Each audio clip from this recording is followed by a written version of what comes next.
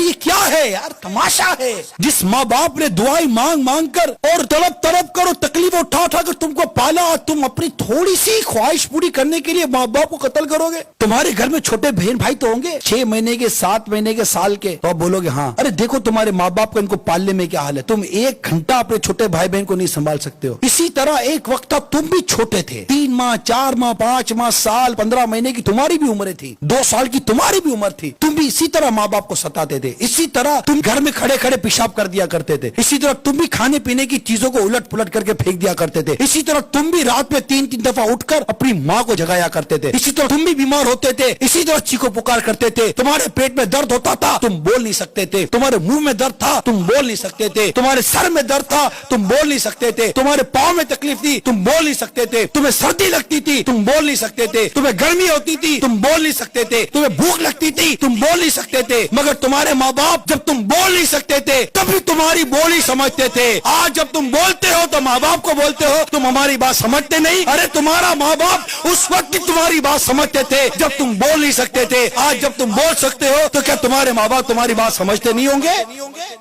سمجھتے ہیں۔ ارے تم نہیں سمجھتے تمہارے ماں باپ تمہارے بارے میں کیا بھلا چاہتے ہیں۔ ارے اس ماں نے پیسہ روک کر کیا برا کیا تھا؟ اپنے ماں باپ کی قدر کرنا سیکھو،